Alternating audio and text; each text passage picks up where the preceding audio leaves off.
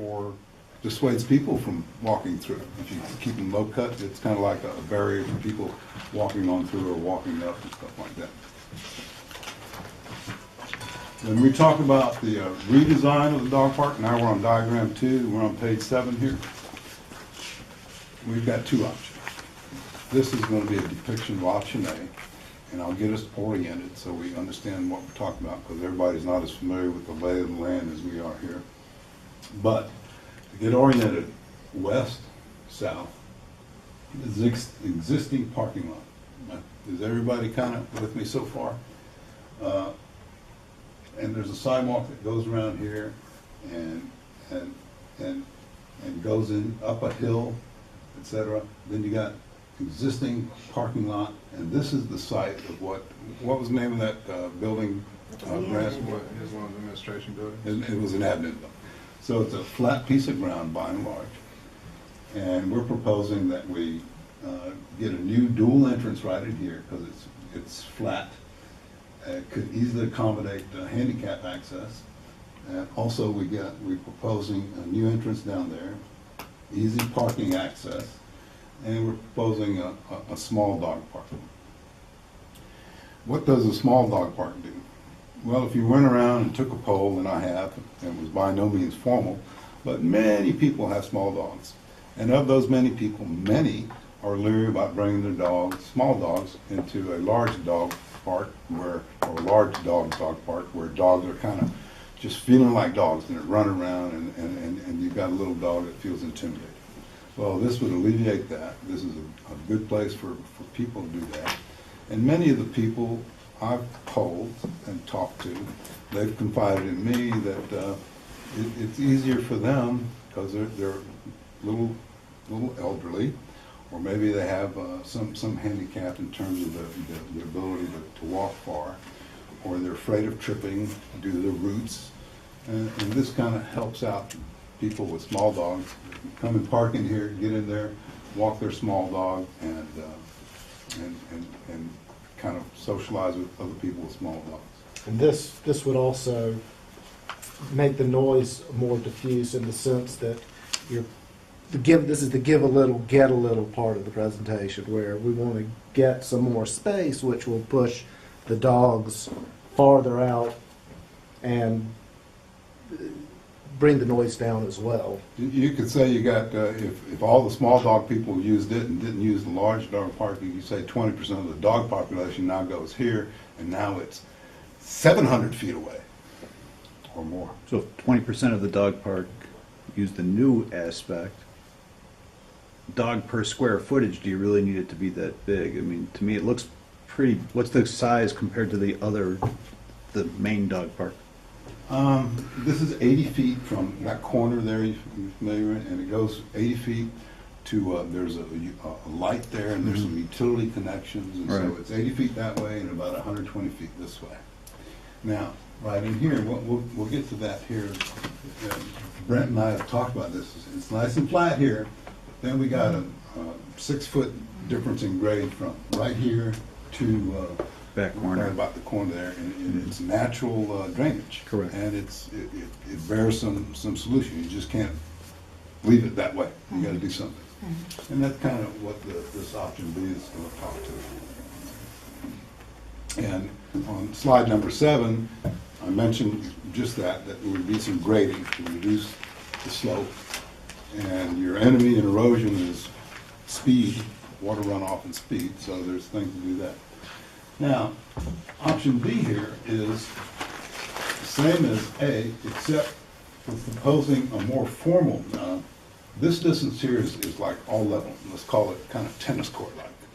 Then you start to grade in the southwesterly direction.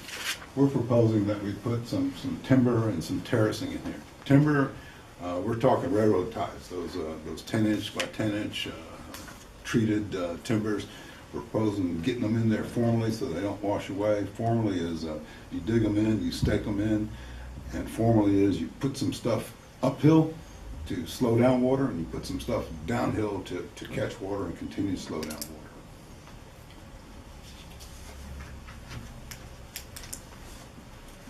So that's the same big field, but now it's just broken into two, where the small dog park will in fact be physically smaller, but allow the large dog section to extend a little bit into that field as well. Right. And on option B, good point, Lane, we could kind of bring this fence down, and so, let's say, the large dog park people get back some of that distance that we rolled up, that 80 feet that we rolled up in the first diagram, and they can come in here. So what's the total square footage then of what you're proposing? This, Yeah, the two together. Carl's got the measurements there, Ken, on the 80, side. 80 by 150 is 12,000 square feet. I guess I'm thinking of both the large and large and small together. The total dog park square footage, what would it be then, as far as your proposal? I'm not sure we know what our square footage is right now after the last time the fence was moved. Let me take an action item on that. All right, just Let's wondering. get square foot existing and square foot option A and square foot option B. Okay? I mean, I don't want to break out my calculator right now and do the Yeah, I'm just area of a wondering. trapezoid or anything like that. I hear you. But right here, this is 80 feet, that's 150, so that's 12,000. And the other one is much bigger. Let's call that 3 acres. Again, continuing with this, we're talking about keeping some of the existing trees. And if we plant trees, we've got some comments in here about the planting and the installation, et cetera, as to, because you asked us to come forward with a proposal, and naturally with any proposal, you got to quantify things as you're trying to do and come up with a number. And that's kind of what we came up with. You're looking at about an acre and a half for the small dog, and would you say 3 for the large? I believe that's what you said. So it's increasing about a half acre for the young. Okay, I'll accept that for now, but I don't want to go on record here saying we came in here and suddenly we got bigger. We're trying to propose that we're making it more functional, and if it ends up being 4 acres or 4.1 or 3.9, I think we'll try to confirm that. Sure. Okay? I appreciate that, thank you. All right. On page 9, we talk about an issue, which goes to comments that have been drawn up by Friends Brook Run and other people about how to treat the soil or remediation recommendations. And we have a couple there. And the Arbor Guard talk about soil fracturing. And as we've researched other best practices in San Francisco, Denver, Central Park, London, other cities in the South, there's no set procedure for how to do what we want to do. We just realize we need to do something, right, Lang? Absolutely. So I hold on, think- hold on a second. So the dog park states then that there is work that needs to be done as far as the soil compaction. Again, there's a city arborist versus your arborist. Am I hearing that there's actually an agreement that work needs to be done in the current dog park? Oh, absolutely. Okay. We've been working on it for years. And it might be a combination of things. In one area, we might do some aerating, given the slope and type of root structure caused by the type of tree. In another area where, let's say there's one of these grand specimen trees, a gum tree or a silver oak, where some of the roots have more compaction, we might do the next level of treatment. So there's probably a couple of There's no techniques one in remedy for the entire park. Right. According to the reports we've read, there are certain trees, certain areas that will need help, different from another area. So that will be a matter of looking at the trees essentially individually and seeing exactly what problems need to be addressed in any given area of the park. Okay. Compaction is not pervasive, in Got other you. words. I did address that in both the position paper that I issued earlier and also will be addressing in the paper that I give you today. And to help us with all of that, the remediation, we continue, there's things we gotta, let's call it 3+ acre site. Kind of gently sloping towards an unnamed creek. Page 10, mulch. We've studied, we've asked, we've referred. And there's certain things we can do in certain areas. There may be a couple of sapling trees that we might need to mulch around. There may be another certain type of tree that we take some care and put some mulch or a couple different types of mulch there. And that's when we talk about certain identified stress areas. I think we as a board recognize that we have responsibility to this beautiful piece of land that's within the entire 102 acres, and that we have to care for it. We've cared for it, but we also recognize through this effort and through studies that there's things we can do and do them better. Cost certainly becomes an issue. Out of whose pocket, what type of fund is it going to come out of? Wood chips are free. There may be a better answer than wood chips. I know Lynn and I have talked about wood chips in the past and don't necessarily have 100% closure that wood chips are the best thing. There may be something else, right, Lynn? Yeah, we've had trouble using wood chips back when it was still DeKalb County property, but we weren't using them specifically to mulch the trees. Right. We were covering big barren areas where it gets horribly dusty. The two problems we had was, first of all, wood chips wash away in the rain because they're so light.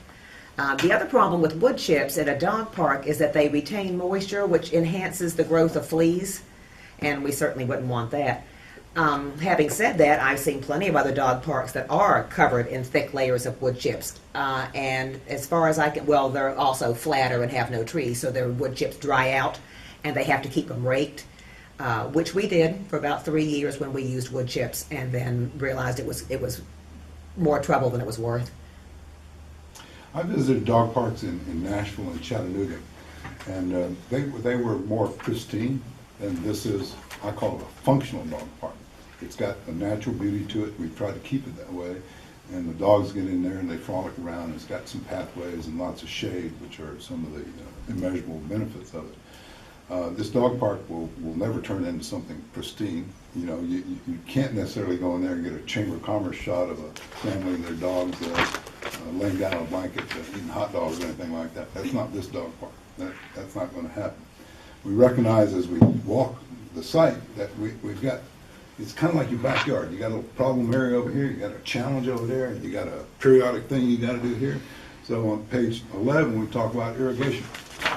If we're going to have plantings, the comment was brought up, will these trees survive? Well, yeah, we're going to pick trees and bushes and plants that will survive, but we recognize we have to maintain it. And that's the topic of using soaker hoses and using volunteer labor to do the periodic maintenance of those kinds of things. The biggie on page 12, I think, being an engineer and kind of looking at the slope and understanding stormwater runoff,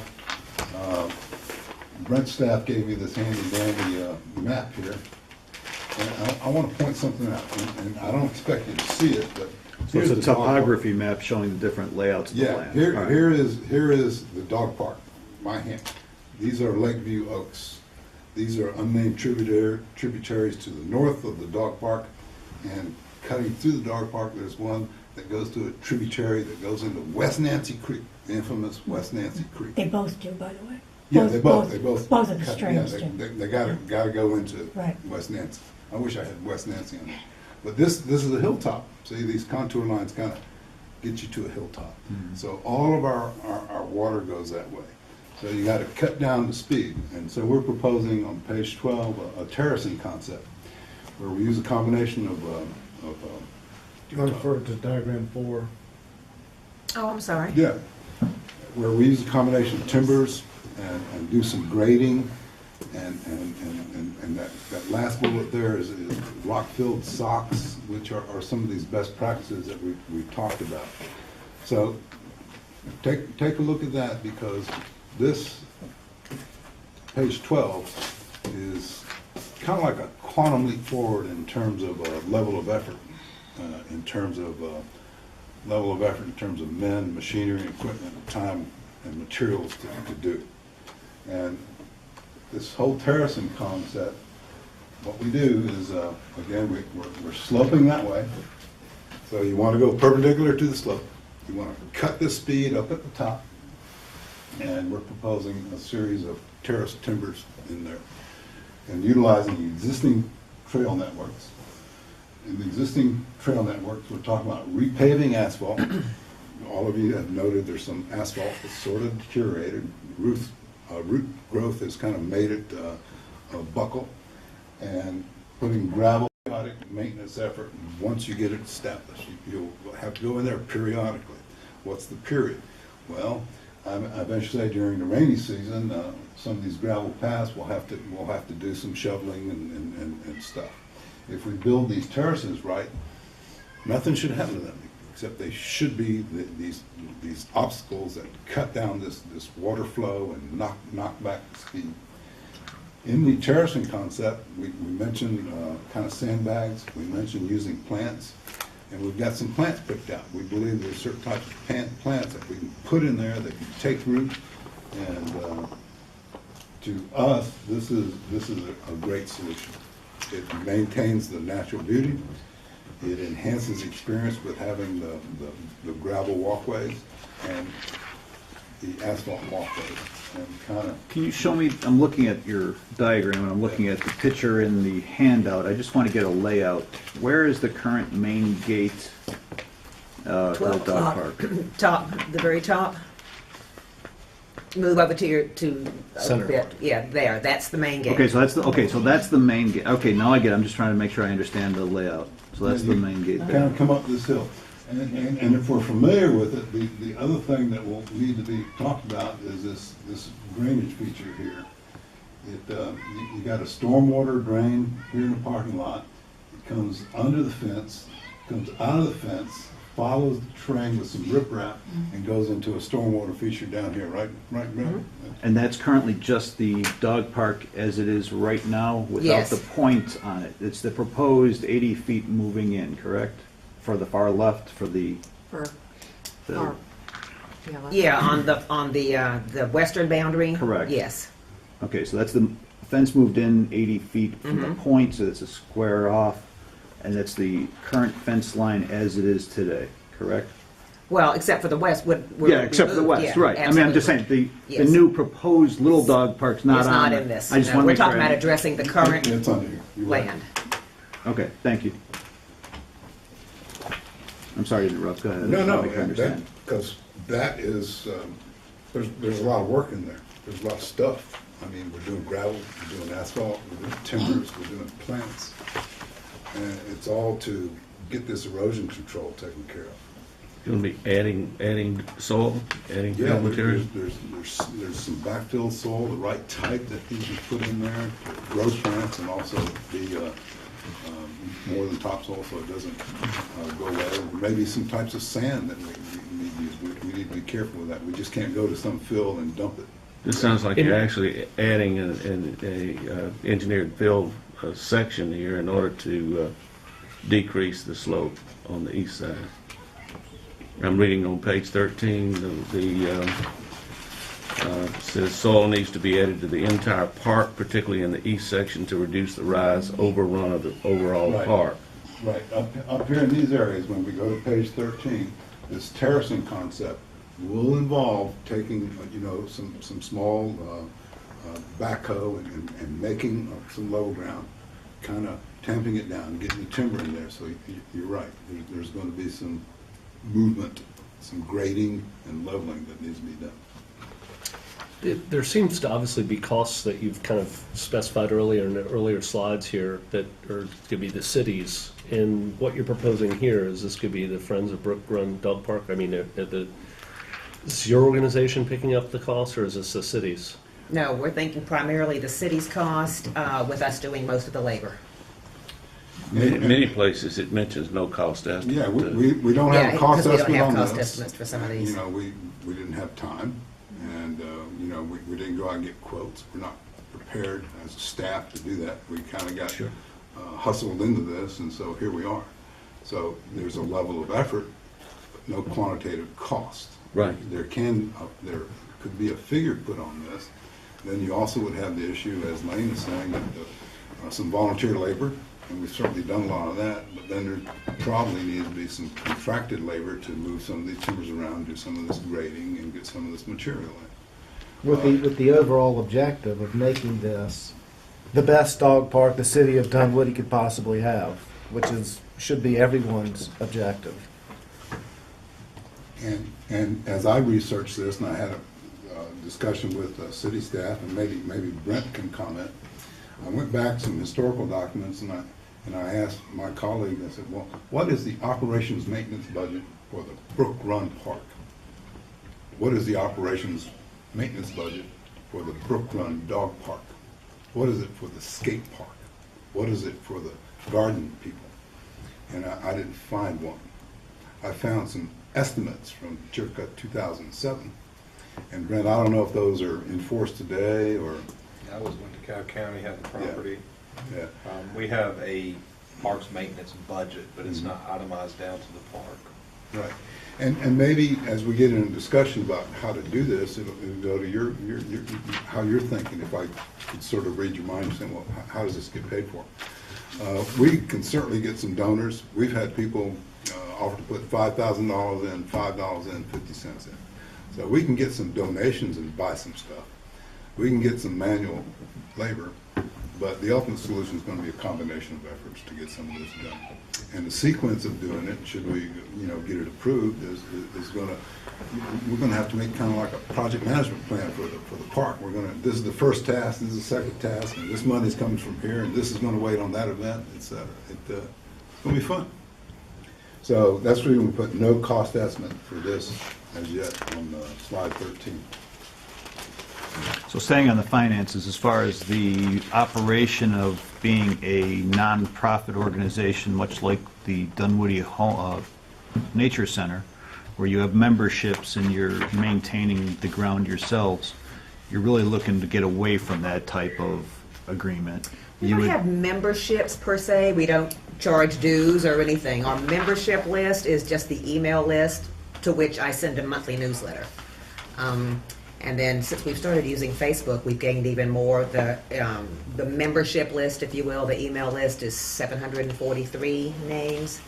And the population that follows us on Facebook is 815, I think. But I guess what I'm looking at is Dunwoody Senior Baseball, they charge their members to use the fields for which we provide. They give back and maintain their property. It's our property, but they have an agreement to use it and maintain it. The Nature Center is the same way, and you would prefer not to have that type of agreement with us. I don't think that our charter will allow us to do that. We want to continue doing what we have done, just with help and perhaps more professional supervision, because everything we've done in this park over the years has been, frankly, amateurs. We do our research and try to figure out the best way to handle that. This terracing that's illustrated, for example, we already have a lot of that in the park, thanks to Boy Scout Troop 477. A young man was getting his Eagle Scout badge in '09 and came in, and we did that same thing. We dug trenches, dragged existing logs into place, put them in the trenches, covered them with, filled them up in the back with dirt, and planted monkey grass along. We have them angled. They're not in that drawing, but ours are angled because we believe that will help channel the water toward the existing asphalt paths and allow the water to get out of the park without taking the topsoil with it. Our proposal is to get rid of those existing berms and create new ones that'll all be uniform using landscaping timbers. As far as the expenses go, we certainly would want to do whatever we can, as we have all these years, to buy whatever supplies we can do ourselves, and we've been doing that. But this is going to be way beyond our scope. And I would imagine that there's a distinction between capital expenditures relative to the Dunwoody Nature Center versus whatever expenses they incur, I would imagine. Right. Well, again, there's different aspects and programs where they were able to bid for jobs, and I believe we're putting on an addition or a porch and some restrooms there. And again, one of my main goals for a public facility is to have restrooms here at any dog park, and also to make sure that it's handicap accessible. And I was hoping that the city of Dunwoody would be able to maintain and put in a restroom facility wherever people congregate within the city of Dunwoody in our park. So my thought was that we would possibly put the restroom in wherever that new dog park is going to be, or wherever that dog park is going to be, because I think it's important. We figured you'd ask that. And if we go back to the small dog park, just visualize where that was. There's a great location for it in the southeast corner of that new small dog park, or nearby.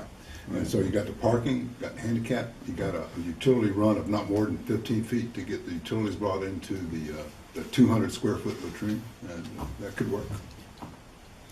On page 13, I think we jumped over something, and I'd like for Brent to kind of chime in here. On the map, we got good old Brook Run, and we got existing stormwater features. On this diagram, we got this gravel path, and we got this stormwater feature that comes out of the parking lot, goes under the fence. It's kind of a riprap. Then it goes into a storm drain, which is inside the dog park, which was constructed a couple years ago. Yeah, right? y'all put that in. Yeah, and then it goes out. And it goes out to one of your favorite places, this stream. It's about 40 feet to the stream, and there's a culvert. You've seen it. Yeah. It was formerly done by the original Brook Park people, and like many people that had the luxury of designing things, it's in a good location. But right now, it's not working. It's not necessarily letting water go out. Water's kind of going around it down in the stream. So that whole outflow from the parking lot to the drain in the parking lot, underneath the fence line here, down along this gravel walkway to an existing stormwater catch feature, then out underneath the fence to one of our favorite creeks needs a little work. And I looked at it again today, and I went down, took a flashlight and looked inside the culvert. It's just not doing what it could be doing. Sure, that's very What possible. made you put that in there? Was that Well, part that of was the a scope? wasn't it? request. No, it was actually a request from you guys that y'all, because I don't know about it going this way. It all comes to a drop or an inlet here with a lid, and then it comes out, and there's a pipe that the city put in that goes out to the creek Right. south of here. So if this is clogged, then certainly we can clean it out, jetback or whatever, or this too. We've had to clean this out before, but that is typical of storm drains, and especially when you have leaf litter and sediment. I mean, a lot of sediment comes off this parking lot just from the park and that slope coming down from the main road. So this certainly, and especially when you have this slope existing, there's a lot of sediment that goes into the open channel and then flows into that inlet. So you're going to get sediment buildup. It's normal maintenance to clean those inlets out. And it feeds right into the existing infrastructure. It feeds into the creek, Right. and it always fed into that creek. The water, when the hospital was built, that grate was installed, and it daylighted right here, and then it was just a ditch all the way to this area down here where it eventually flowed into the creek. And at some point, I assume DeKalb County put this fence in to keep dogs from going Right. up the pipe. Right. They installed that, and then Lane and I discussed, I guess it was over a year ago, that y'all wanted to do something with that to, I guess, We're gonna rip make it more obvious. I mean, Yeah. it was just kind of a wet, muddy There's ditch some riprap in there now. with no defined channel. So we defined the channel, and then we put in this inlet, because you couldn't have it just daylighting under the fence, Yeah. because the dogs would go through the hole. So we put that inlet on the inside of the fence so that we could still have the fence material, keep dogs from going out. All right. I want to keep things moving here because we're Yeah. on page 13 and I see 22 pages here. So Page 14. Oh, wait a minute, I do want to point out too that we want to, in addition to replacing the current berms we have for terracing, along the fence lines at the north and south edges of the park, we already installed silt fencing. And it was the cheap kind. It needs to be replaced, and that's part of our proposition too, also is to get heavier duty, stronger silt fencing. And we've really seen some tremendous results with that since we put our stuff in a couple of years, 2 or 3 years ago. It helps to keep soil feces and anything else from running out of the park. Here along the south edge that goes up into the woods, we have the silt fencing on the inside of the fence to catch anything before it can get out.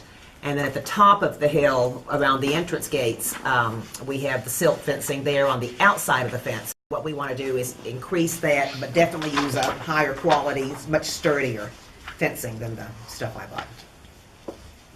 And those are some things talked about on page 14. If we quickly go down to page 14 and look at some of the propositions there, we're suggesting that we do some testing to kind of confirm levels of contamination and monitor any increase in contamination. We do that periodically. We'll be good citizens. We won't be polluting or contaminating that creek. There were some tests done to that creek, and it proved normal, correct? It said that the levels were not critical, that the thing I remember most, of course, is the man from the EPD said he'd never seen a dog park as clean as this one. And we do take a lot of pride in that. It doesn't change the fact that something is going to happen. But the two tests that I'm aware of, and I do not have those results myself, I have a newspaper article about them. But the test showed that the dog park was not contributing to contamination and pollution in the creek at a critical level. And having walked it, I would kind of throw out that right where it goes into the creek, that would be a test point. In other words, upstream from the new bridge, that is the trail. And also where that creek intersects West Nancy Creek. I would propose that be a testing point. Or we make a couple, and every couple of months, we monitor those and see if how we're doing, and see if we're within standard. That would be the way to handle that. This aggressive remediation process, if we went and baselined a measurement now, or maybe last summer, and then we did all these things, I venture to say that we could improve. Although right now, if you had 100 dogs visiting a dog park and every one of them peed, you'd have less than 7 gallons pee on a given day in a 3-acre park. Okay? That's kind of the math of that situation. We've sort of skipped over the initial part of this page here with your soil testing to determine nutrient deficiencies and the checking on the compaction situation, which I think is also important and also has to do with the aeration of the soil, which of course leads to the growth of the vegetation and trees. Exactly. Which you're proposing. I agree with everything on this page.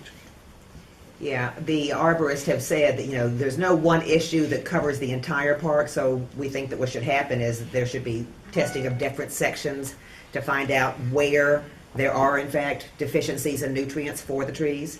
Right. There are other places where compaction is more extreme than others, and so we want to be able to address the issues that need to be addressed in those specific areas, as opposed to just trying to have one solution for the entire park, because that's simply not logical. I think we want to treat the park like an asset, and like a human, you want to have periodic checkup with your doctor, and you want to do some follow-up. That's kind of what we want to do. Continue with remediation recommendations.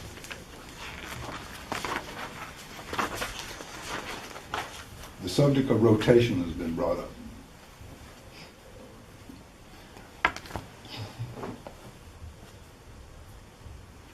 We're kind of, upon scrutiny and research, we don't think rotation will be needed if we get to where we're going here.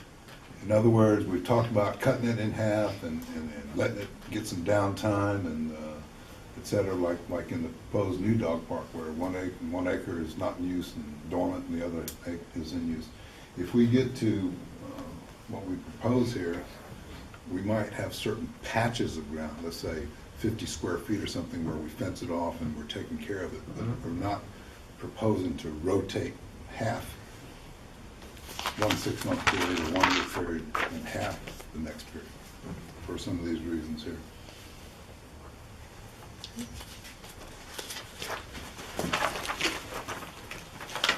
ADA compliance. I heard it, the subject brought up. I'm a believer in it. Right now, you drive in a dog park and you're in a reasonably good parking lot. It's got some lights in it. but a handicapped person couldn't get up there, nor could an elderly person with a walker or cane easily get up there, nor could a mom with some strollers, et cetera, get up there. However, the new trail has provided some access. You walk around that trail, and then you get up to level ground. You can kind of walk southwesterly and access on level ground, although it's not necessarily conducive for a wheelchair that's not built for rugged terrain, but you can get there. However, there's no best practice that we find about dog parks being ADA compliant, but I would propose, this is kind of a Ken Asher's thing, that we, as we're going to improve this dog park, making it be all it can be, that we do make it ADA compliant, particularly if we go with that option B to annex that small dog park. It looks real easy to me on that level ground to make it ADA compliant to get into the small dog park. And it might also go into access to those restrooms. You might configure the doors and the sidewalks so you can get into them there. Brent, is the proposed new location for the dog park ADA accessible? It is. Yeah, there's certain standards that you have to have with trails, percentage of grade for number of feet. And just like the trail at phase 1 and phase 2 that we built, there are requirements that just came out not too long ago about ADA compliance with trails. Now, natural surface trails, hiking trails, like Appalachian Trail, things like that are certainly not ADA compliant.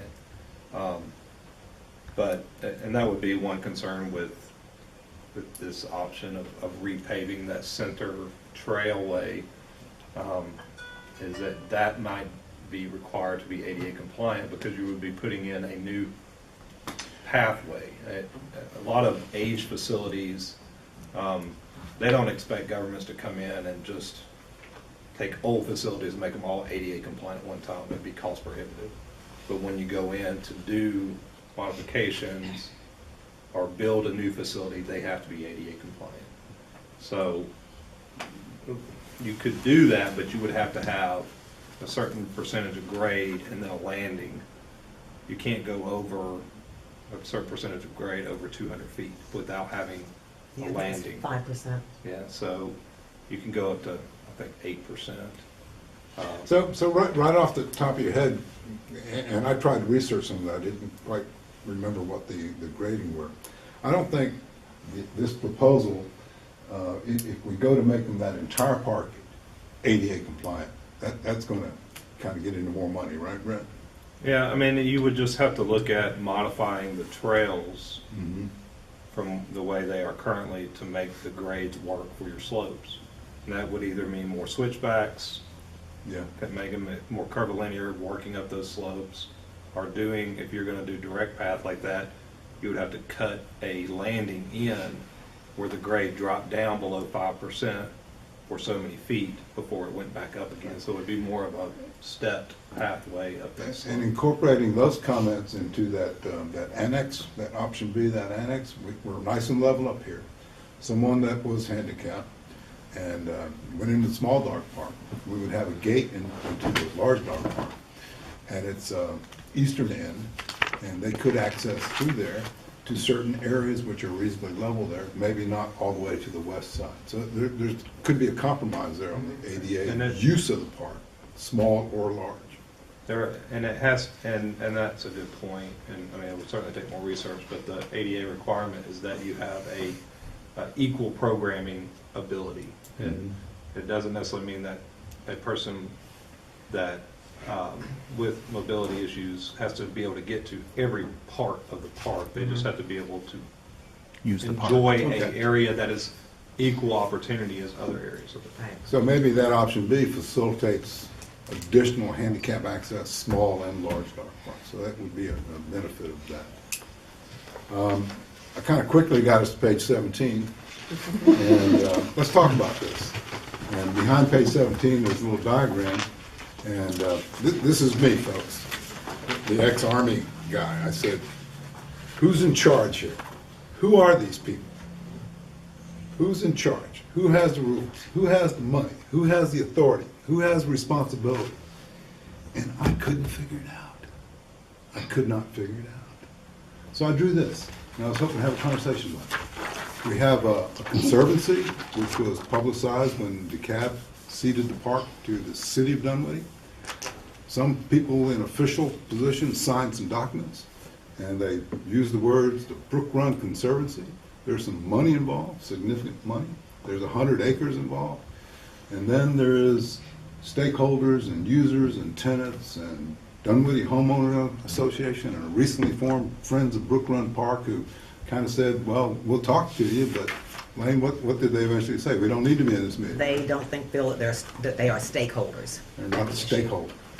but they were supportive, and I think they Right. can We provide had us with a great lot of help. conversations with them. They were all, when we laid all this out, they were like, yeah, let's try to get these improvements done. Let's not build the new dog park, let's improve the existing. So, may I ask the question? Who is in charge of Brook Run Park? Is it Parks and Recreation, I would say it would be the city of Dunwoody. City of Yeah. Dunwoody, Yeah. via Yeah. Parks and I would say Recreation? it's city of They're the property owner, they have final say Yeah. in whatever. Okay, happens. and what is the role of the Brook Run Conservancy? That has been dormant for a while. If I'm not mistaken, John, that was formed before we were a city. And Danny Ross and Bill McCann were on the board of that. They still are. And it's been dormant. But they were working with EDAL when they did the master plan originally, the very first master plan. EDAL is no longer in existence. It was a architectural firm that specializes in park designs. Oh, that was back in the DeKalb Right. County days. So I think you're talking about an organization that is kind of just quiet right now, so. Okay. So from this group's viewpoint, if we were to kind of take care of Brook Run and also look out for this stakeholder's interest, Brook Run Dog Park, somewhere in the whole management of the parks, we kind of get to how do you plan for operations and maintenance in your current year? How and where do you meet to plan for it in your future year, your budget year? How and where do you meet, and who gets to go to the meeting and say what they're going to say, and what format do you plan for capital projects and O&M budgets in out years? Current year, budget year, out years. Well, I think that goes back to John's question of, would you guys consider becoming more organized? Like that with the Dunwoody Nature Center, and I'm on the board of the Dunwoody Nature Center as well, I should add. They have a lease, a memorandum of understanding with the city. And, there's a pot in the budget, and they had to apply to, get essentially a grant from the city to have restrooms built. Now, is it a city facility? Yes. Does the city own the park? Yes. But the Dunwoody Nature Center manages and is, quote, in charge of the Dunwoody Nature Center Park. So there is no Dunwoody Nature Center in Brook Run. There is no Dunwoody Senior Baseball Field. So in that respect, it is solely the city. So when you talk about the budget, it is the city's budget, and what they would choose to improve it or not would come down to that. So I think that goes to the question of if you guys were more organized, then there is a pot of money, and I think it's in the 2014 budget. To apply for that, we want to do this improvement. I believe that there's $250,000. It was $250,000 in 2013. I don't know what I think it is It'll for be the same. 2014, Same, yeah, yeah. it's the same thing. And what Dunwoody Nature Center did is they said, well, we need restrooms. And so then they put a proposal together to have that be one of their items. I know also another park that we really don't consider a park is the Donald Bannister House. But if I'm not mistaken, it could be, correct me if I'm wrong, but the Dunwoody Preservation Trust is trying to restore that piece of property. I think they did an agreement with the city as well in terms of trying to propose, hey, here's what we figured out some costs are, here's what we're proposing. So I guess that goes back to the question of, trying to figure out how. And I ran across the document, if you don't mind. Brent, may ring a bell. In May of 2013, the Facilities Improvement Partnership Program. That's what we're people talking met. about. That's Right. exactly what we're talking about. So then I ran across another document and it used the word affiliates. Okay, well, let's make a word be what it's going to be. And this was a good idea. This is kind of like where I come from. You kind of get a pot of money, and then you have arguments for getting your slice of the pot. and you have discussions, and they're organized about, well, how much will all that cost? And what pot is it coming out of? Is it host funds? Is it grant? Is it purple money? Is it donations, et cetera?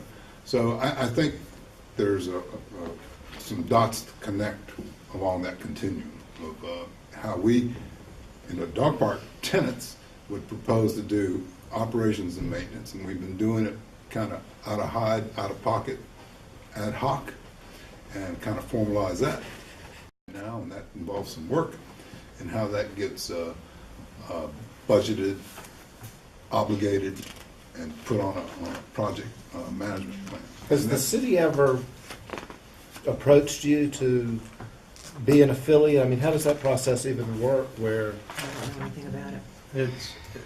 We did 5 organizations at one time, and they were chosen based on basically, are they currently operating programs in a city-owned facility?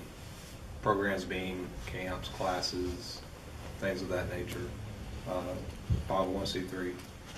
We had 3 organizations at the Art Center that had leases with DeKalb County that we took over basically when we purchased that facility. They are Sproul Center for the Arts, Stage Door Players, and Chattahoochee Weavers Guild. The Dunwoody Nature Center is another 501c3 that's occupying a city-owned facility, offers classes and programs. And then Dunwoody Senior Baseball offers baseball programs. And then Dunwoody Preservation Trust lobbied to be an affiliated organization because they want to operate the Donaldson Chestnut Farmhouse, much like how the Nature Center is operated, where they would operate programs and maintain certain aspects of the grounds or that would benefit their programs. The city still is responsible for all major capital improvements, grounds maintenance, garbage, all that same stuff that we are at Brook Run. The big difference was that we have other nonprofits such as the Dog Park Association, the Community Garden is another nonprofit that operates out of Brook Run, but they didn't offer any programs or classes or things of that nature to the population of Dunwoody. They operate basically as either an email list or as a community garden group. You pay for your plot, and they have loose association for the plots, but there's no programming going on. There is some talk of the Garden Association wanting to grow and start offering programs and classes and doing more of what the Nature Center and Sproul and all those people do, and they have requested the city to look at becoming an affiliated organization with a usage agreement. That's the big difference, is when you become one of those organizations, you get a usage agreement. It's a legal document that outlines what the city is responsible for and what the organization is responsible for their usage space. When you do that, that allows you to be eligible for the Facility Improvement Partnership Program. You have to have a usage agreement with the city to apply for some of that money in that pot. The way that fund works is the city does not give the organization the money. The organization submits a desired improvement. There's a criteria of questions that they answer of how it will benefit Dunwoody as a whole. And then there's a committee of city staff that select the projects that are going to be done. We bid them out, just like we bid them out if they were our capital projects that the city staff came up with. We bid them out, we allocate the funds for it, we hire the contractors, the design, all that is done just like any other one. Basically what the organization gets to do is tell us what their needs are, and it may be a project that we're not seeing as being a big need, but from a programming standpoint, it is a big need for them, such as the bathrooms at the Nature Center. They need those for the 150 kids that show up on a bus that need to go to the restroom when they get there, and they have 3 small restrooms. So it helps them from a programming standpoint, but it's also a new public restroom facility in the public park that everybody gets to use. So it's a win-win. So that's kind of how that process works. Nonprofits can request to be an affiliated organization, but there's some criteria to what they would need to be doing as an organization. We have offered a number of programs over the years, starting from the first year the park was open. We've done seminars on dog park behavior, dog park etiquette, how to read dogs' body language, so that you can anticipate when something is about to happen. And we've offered numerous courses. We just finished one where you let us use that land on basic obedience training classes. We have professional trainers who have volunteered to donate their services and or for a huge discount for dog park people. So we have been offering educational seminars and programs for dog park users all these years. Well, this program just started last year. Yeah, so and it's that's, brand this new. memo, and y'all look and see, I didn't make any copies, but as an example, Dunwoody Nature Center, ADA accessible entranceway, $45,000, nice round number.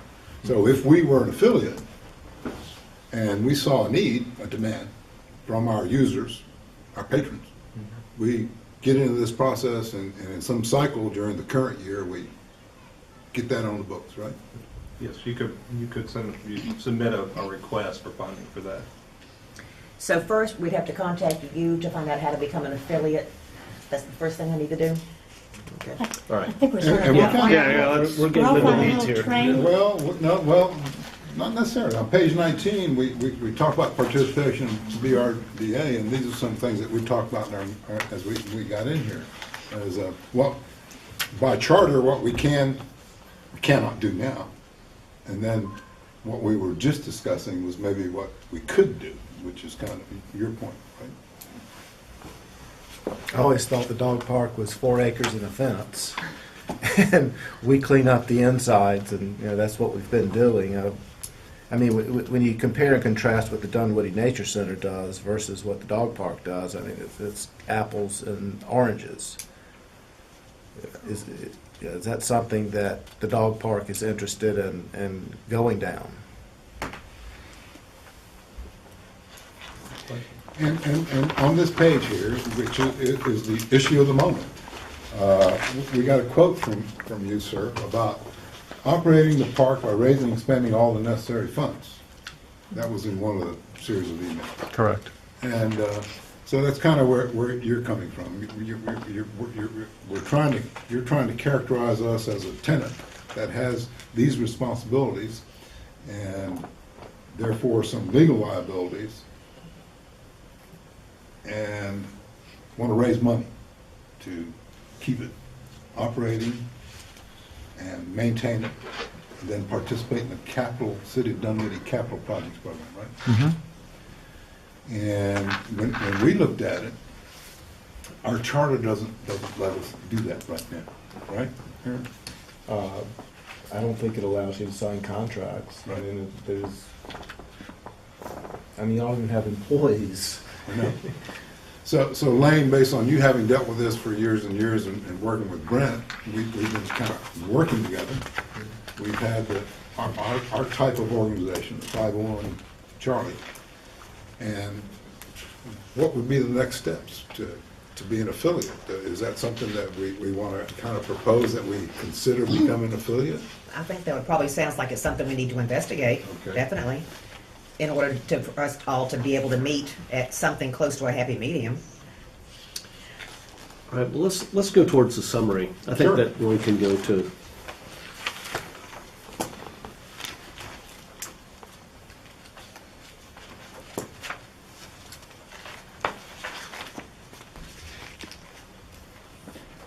The first bullet kind of goes to a lot of the publicity we've read in the crier, you've seen on videos, et cetera, and you got a lot of users, you got a lot of diverse demographics there, old, young, big dogs, little dogs, and basically it's for the citizens of Dunwoody, and it's part of their health and welfare, along with their dogs.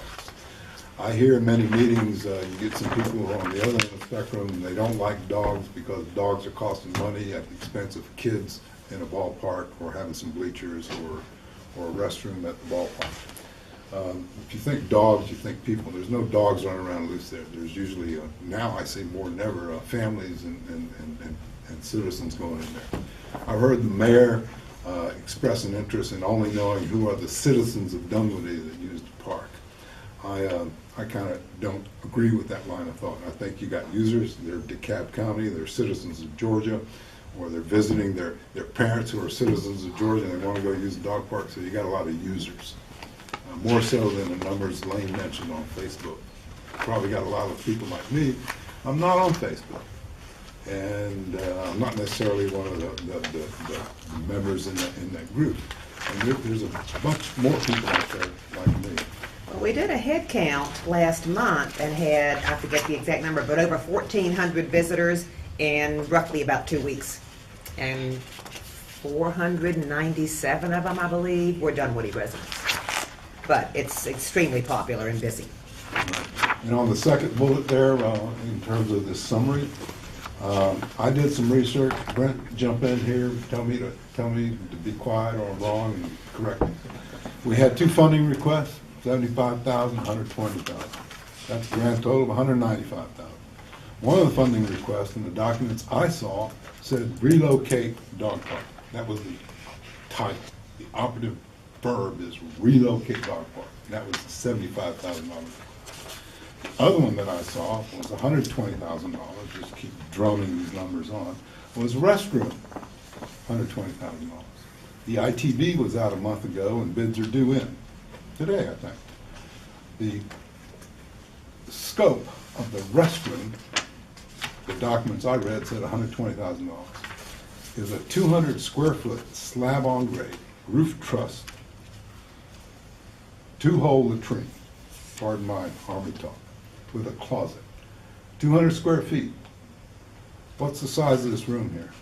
Greater or less than 200 square feet? It's a little more. Yeah. So, slab on grade.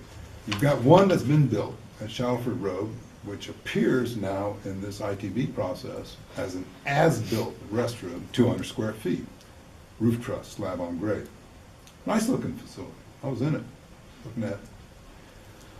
That could be bid, that could fit some discussions we've had here about locating a restroom where, logical place in the dog park. So that bid, as it is right now, doesn't necessarily facilitate separating the cost of a restroom versus the cost of relocation. And I say that, Brent, in a somewhat critical way, is I couldn't figure out how the money got justified. And you've been much more intimate with this than me, but I can tell you 75,000 won't relocate and then demolish, install new, all that 4-foot, 6-foot fencing and all those utilities in the proposed new dog park.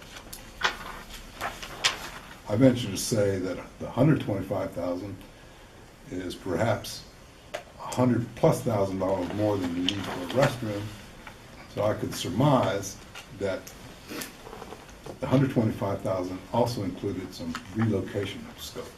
Is that correct? Yeah, I don't know where you're getting the itemization from. The dog park relocation budget's $195,000. We didn't itemize it in any way in the budget documents towards bathroom versus demo versus reconstruction. There is a estimate that, and I can actually get better numbers now because we're actually building one of these restrooms at Georgetown Park. It's not the big one up by the bathroom, by the playground at Georgetown Park. It's one of the smaller buildings at the square. That cost of that bathroom structure is somewhere between $50,000 to $70,000. So the other funds, the other 145,000, 125 to 145,000 is for the actual construction of the park. If you were going to try to break it down, those are all estimates or guesstimates at this point. Okay. We actually broke we're sending out an addendum that will actually break the bids up, where it'll have a lump sum base bid for the bathroom facility, and it'll have a lump sum base bid for everything else. So as the bids come in, it will be broken into those costs. Super, I was going to recommend that. That gives you some flexibility. So we'll know That's an then. important point. That's what we did. But there has And never been. I apologize because, you have these kind of public documents, not necessarily knowing the background, and I'm trying to keep dozens of emails from going to City Hall because I kind of believe that's a good role for me from users of the dog park, and you're going, $125,000 for a restroom, is this an interstate restroom? I'm like, no, there's gotta be some other logic That here, was so I never- appreciate that. That was never anything that the city put out. That was, I don't know, misinformation in the Okay. public view. The budget was based on numbers that we had from our estimated probable costs from the master planning process back in 2010, 2011. Can the prices be different than what we budgeted? Absolutely. Yeah. I mean, if you know anything about construction, you know that cost of materials go up, labor costs go up, how hungry is the contractor with those things. Right, and one of those master planning documents, and that's a good document to follow, because you gotta have a plan. You got 2 restrooms in Brook Run Park, $250,000, was one of the documents I Those saw. are much larger. Yeah. restrooms. We've Yeah, been we're here wandering off. an hour and 10 minutes, and Lakeview Oaks people still would like to present, so I'm gassed that you kind of come to a closure with your presentation, if that's okay. Well, I have. Okay. I'm on page 20, and going to page 21, Yeah, we that- kind of talk about cost-related aspects, and we've been talking about that. And we can- are interested in pursuing corporate sponsorships. We have a good relationship with Home Depot, and we think there are others that could be brought in to help with donations of products like plants, tools, things like that that might help to defray cost. About home valuations, et cetera, and, you know, the market is the market. Being near a park is, you're reading some real estate brochures, that's great, that enhances value. Having dogs barking 50 feet from your backyard is not a good thing. I agree with that.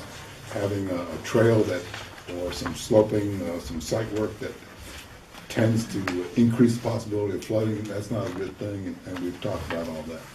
So we've come together here, and And the last 2 pages, or the last few pages of this presentation is just, I was struck in looking at photographs on page 23. That picture on the left was taken in May of 2006, when the park had been open just a little bit less than 4 months. And as you can see, lots of exposed roots already. That was a huge barren area. The photo on the right is the area we call Grand Central, where the Dolphin is now. And that was a huge barren dust bowl. Picture was in '08. The next page, again, that's a shot of one of our volunteers doing some cleanup, and it is a huge barren area.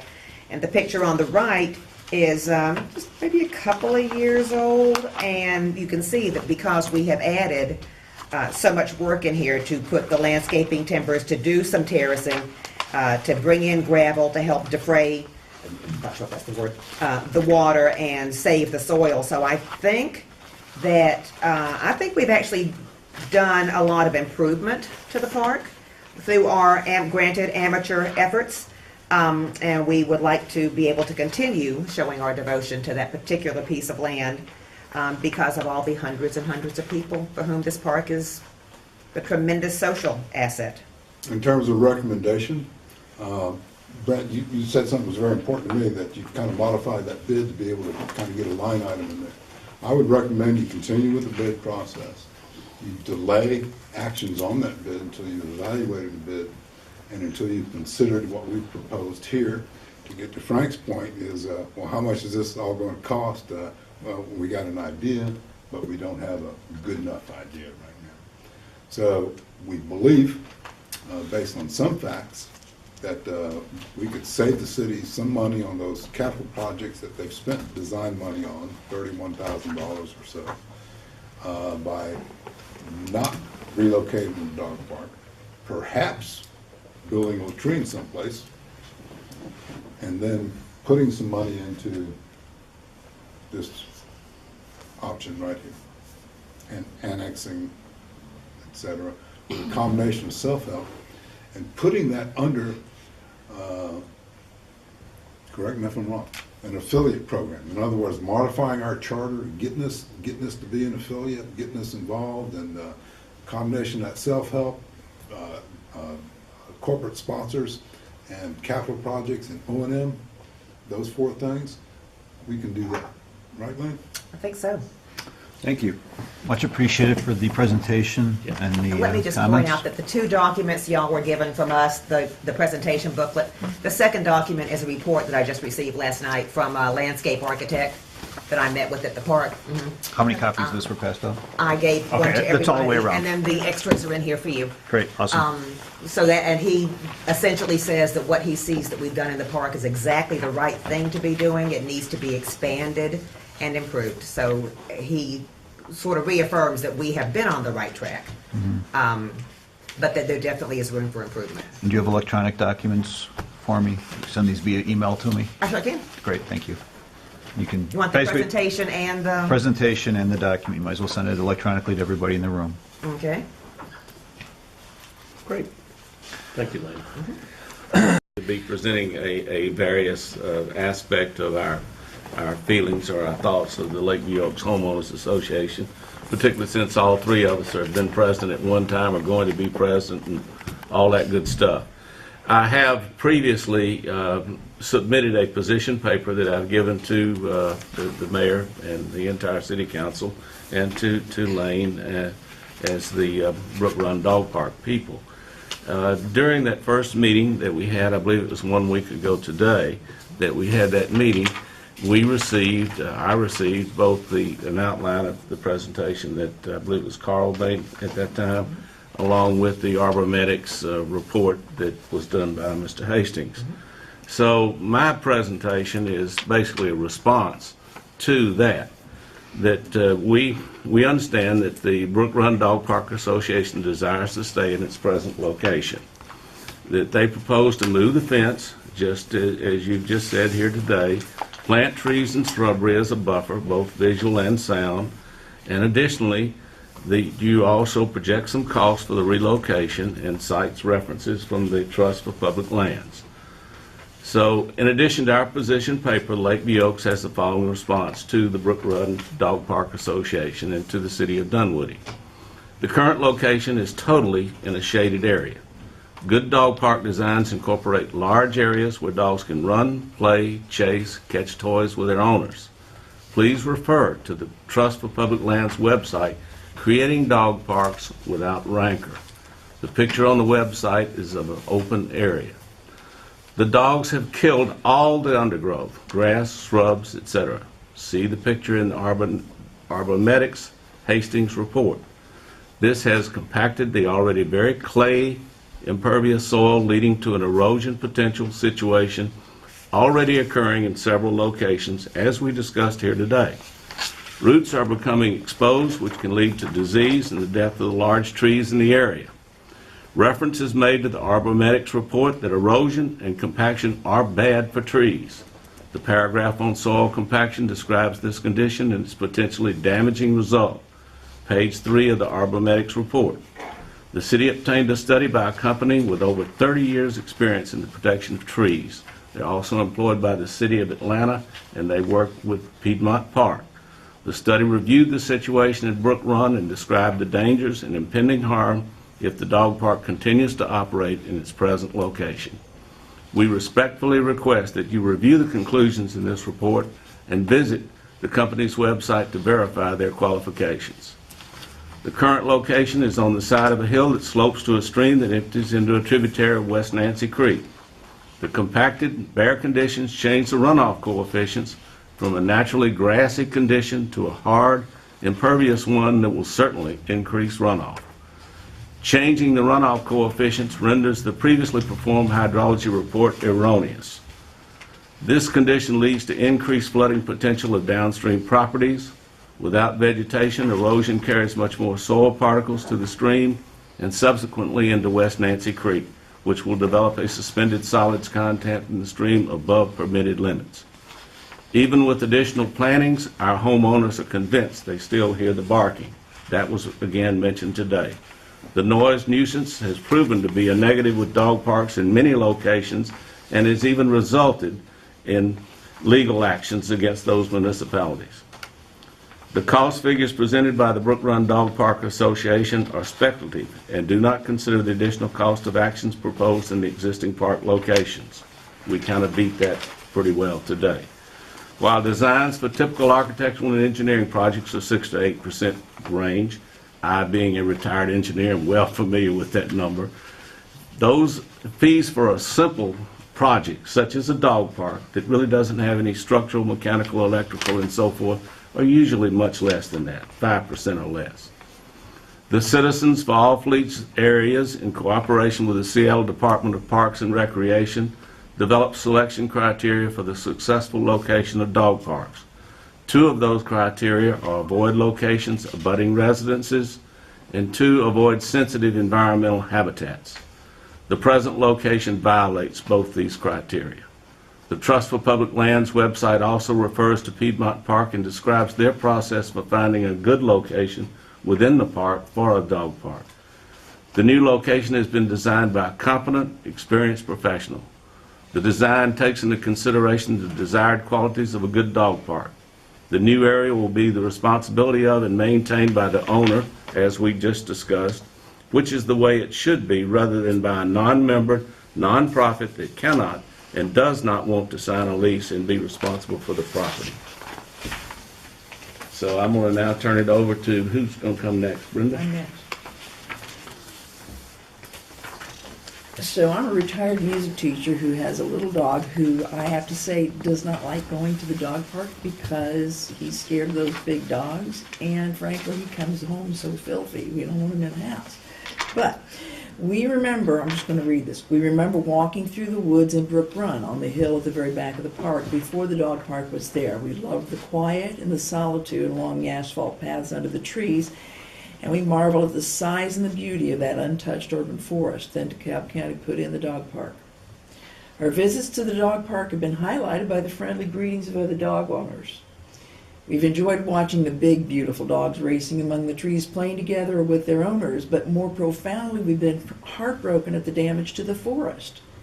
Where there used to be an understory of small shrubs and ground covers, now there is bare dirt, pounded hard, dense, and barren by the activities of animals who are not native to the forest, in far larger concentrations than any natural setting could have absorbed. The care and commitment of the Brook Run Dog Park Association are evident in the dedication plaques adorning the fence, the water bowls, the waste disposal bags tied conveniently to the fences, the benches arranged comfortably in small groupings, the large logs and plantings of ground cover strategically placed to mitigate erosion and water runoff. All of these projects have been completed in good faith with the intention of preserving, protecting, or improving the Brook Run Dog Park. The volunteers in the Brook Run Dog Park Association have invested countless hours and dollars, not to mention hard work, in this precious space in the forest. It's become a community hub of sorts, drawing visitors from around the metro area. The prospect of leaving it behind and being relocated to another location is grievous and sorrowful. Starting over to make a new location as comfortable and enjoyable as the former area is a daunting task, but the love and commitment that prompted the improvements at the first location is still alive. The improvements at the first location were prompted by the love and commitment of dog owners for their dogs, the desire to provide an enjoyable place to romp and play and run and chase. Although some of the improvements were intended to mitigate the damage to the forest, the overall result of the current dog park has been the enjoyment of their dogs and owners at the expense of the forest. If the Brook Run Dog Park Association can bring to the new location the same creativity, dedication, and community spirit that they invested in the first location, they will soon enjoy a new dog park with new advantages and amenities. Resilience, the ability to recover and move on from adversity, can make the new dog park a success for the stakeholders in the community, and Dunwoody can take pride in its stewardship of its natural resources and the environment. And I'm going to quote from the Brook Run Dog Park presentation on page 15. It says, "No such ground cover exists." Yeah, it hasn't been there. And the photographs show a barren area, but the entire forest, that entire dog park area, was not barren. So, I rest my presentation. Beverly?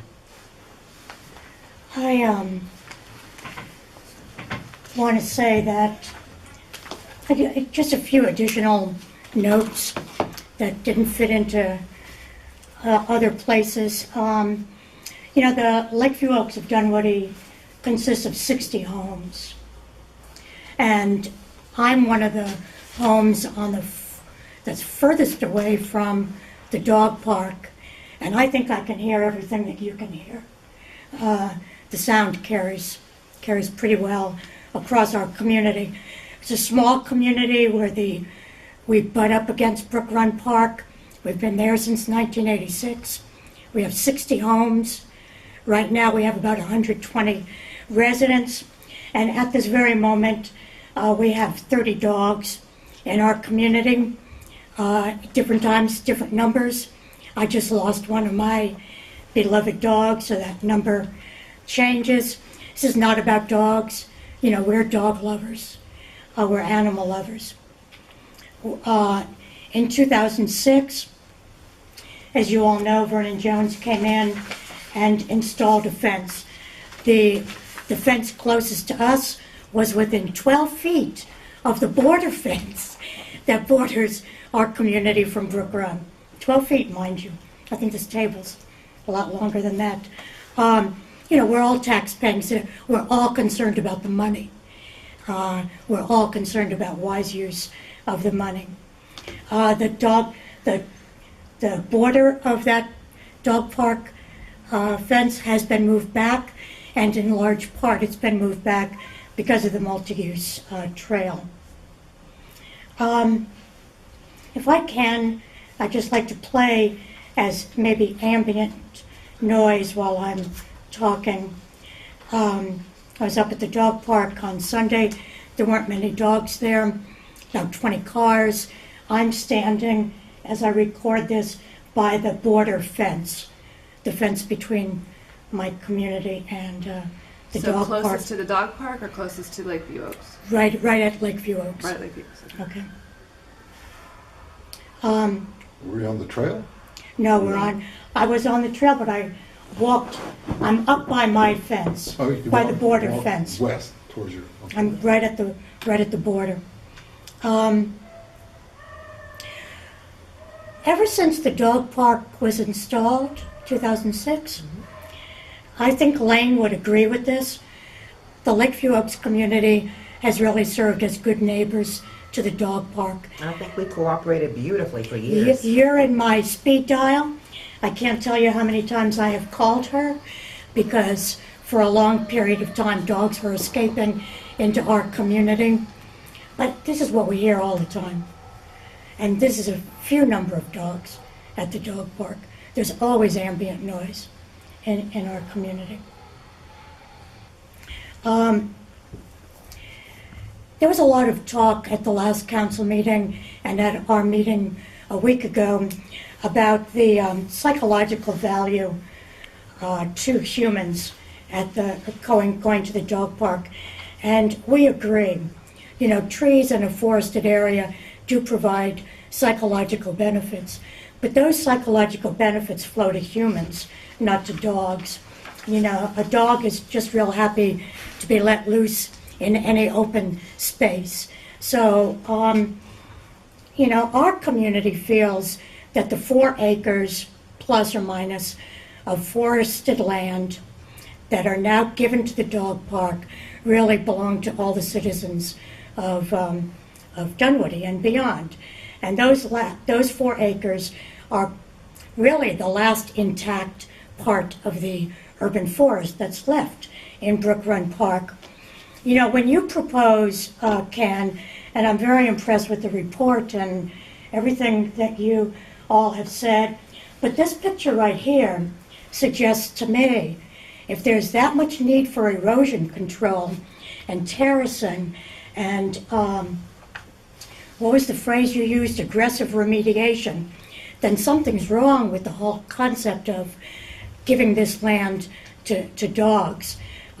We really need to rehabilitate this land, as the Arbor Guard study proposes, and extend the psychological benefits of the trees and this forested area to all the citizens. Make it a quiet walking area, a meditation area, put benches in there, bring children in for educational studies, replant or plant native plants in that area. The city approved the master plan for dog parks, 2011. In my notes, I quote a paragraph, or we quote a paragraph here about the moving of the dog park and the reasons for the moving of the dog park. The noise, the negative impacts to the forest floor. The proposed area will offer both open fields and wooded areas. Consideration should be made to minimize fecal contamination into the local waterways. There are waterways on both the new proposed site as well as the old site. The waterway always has to be. Some time ago, and also approved the plan to relocate the dog park. In 2012, when I served as president of our homeowners association, we called on Mr. Bill Grossman, who was then the president of the Dunwoody Homeowners Association, to give us his point of view. He supported our effort to say to the council what the problems had been that we as homeowners had faced.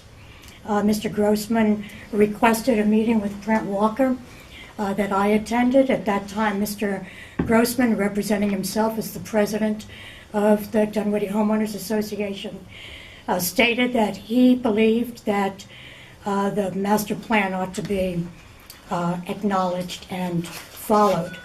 At the following council meeting, that next Monday, Mr. Grossman made public comments regarding the removal of the dog park. I see now that you prefer to stay neutral, but I do want to remind you that a position was taken. That was Bill Grossman's position. Unfortunately, he never brought that to a full board vote, and that's why we really feel that we have to remain neutral. Especially now. I wish he Yeah. had. Hindsight is 20/20. I wish we had, voted on it as a board.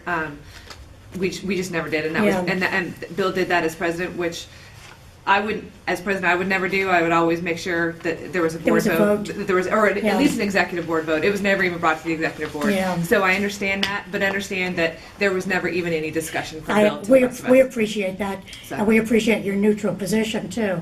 I think it's real important at this stage that be Hindsight's 20/20. that be the We're just trying to the be case. helpful Yeah. to Yes. some of the parties come I together. think that's really very, very important. We have also studied the idea of having a natural noise barrier. We're apprehensive about the success of planting that many trees, and really apprehensive about the noise abatement effect that those trees would have. Lakeview Oak sits lower geographically, physically than the dog park. I think those sounds are probably going to continue nevertheless, whether there's a barrier or not. In closing, we do want to make a strong statement that it's not acceptable to us that we be pitted against the dog park people. We love you guys as people. We've got the same goals. We love those dogs too. We love that forest. We think the forest needs to be rehabilitated. We don't want to be put in a position where we're the ones saying, and we are not saying, not in my backyard. That is not the attitude that we have. We've adapted to the noise to a large extent. It's been almost 8 years. We are very concerned about the health of the land, and we feel that the city needs to be very concerned about the health of the land, and we urge you to restore this land, make it better than it was, and open it to everyone, whether they have a dog or not. And we certainly appreciate your understanding our position the same way that we are trying to understand your positions. There's this breed called a Basenji. It's barkless. Yeah. Basenji's for everyone. Unless they're crate trimmers. That's not my phone, buddy. It's mine, I don't care. Is that then it for the Lakeview Oaks? I appreciate everybody coming out tonight and having us this conversation. As we said at the very beginning of the meeting, we're going to allow 3 minutes to kind of just, if you want to do your wrap-up and closure. And then we'll do likewise for the Lakeview Oaks. I mean, and I don't know, John, if you want to say anything. No, I'm basically here to accept Okay. information. Sure. So, I guess I have a couple questions for both groups, if we can. Just kind of understanding. So, and Brent, help me out here. The new dog park is how many acres? There are 2.5 acres Okay. of play area. The whole area is closer to 3-4 acres. Okay, and so Half that of so it. 2.5 acres is always going to be open to dogs. 1 acre at a time, 1.5 acres. and a small dog section is Okay. separate. So then, what's a total for? There's 2 And I- 1-acre large dog parks and a half-acre small dog park. Got it, okay. But the large dog park areas will rotate. Rotate. Okay, thank you. And I just want to make sure I understand. And again, I think it's been said time and time again, but just for my clarification, the biggest opposition to the move to the new dog park is the lack of shade. Is that correct? And the slightly smaller size. The size and the shade, pretty The much. size and shade. Okay. And it comes down to you guys really is the noise and the nuisance.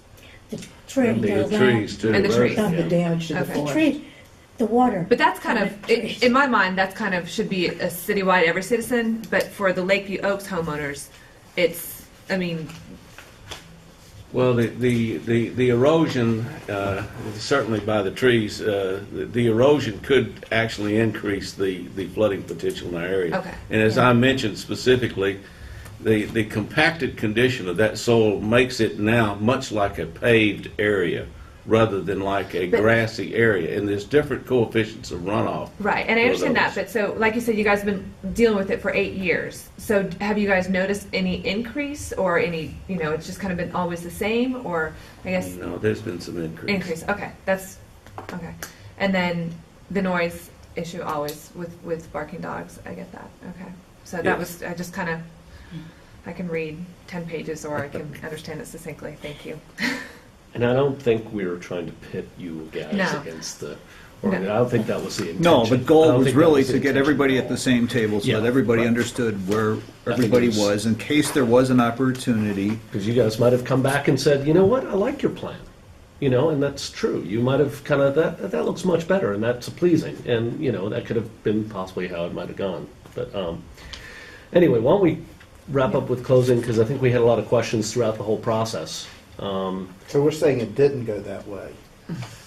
You were just Well, suggesting. from what they presented, I'm From what I heard Yeah, I don't today. from what Things from what changed. I'm reading right here, that is my perception. But I'm not, I'm not.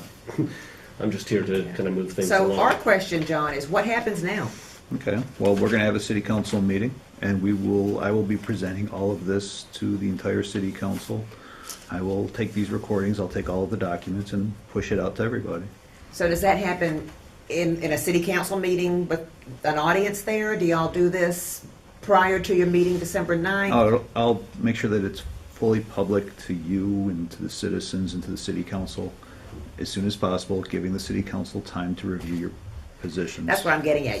They'll get all this and see the tape if they want to. But the discussion of it is actually, and voting, I guess, is actually on December 9th? I believe we have the contract in front of us for the new dog park on our agenda. And there's a possibility that that could be voted up or down, or it could be deferred. Okay. And that this was is a- part of the discussion. Oh, I understand. I'm just trying to figure out exactly what happens next and in what order. That's all. Correct. In terms of that procedure, you're going to review the bids as part of the city meeting, so you'll have the numbers and bidders and That should all results. be Right. out prior to the And you'll meeting. have a bidded amount of a restroom and a bidded amount for relocation scope, correct? That will be, typically we bring a lump sum to council. And if they request that information, we can certainly provide it. I would request that you show it as different features of work, relocation and restroom.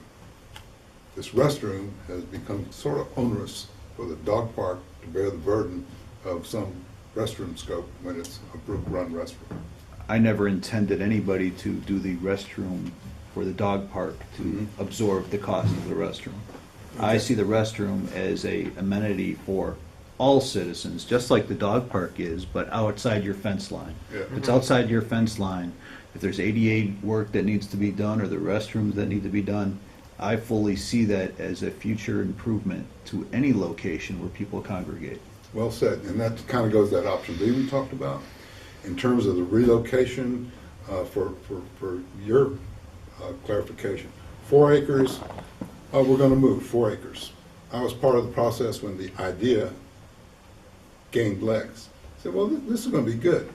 But then the concept designs came in, and the utility came in, and essentially it was not 4 acres, it was less because of this western tributary, the maintenance shed, noise, the trail. The trail kept eating into dog park space.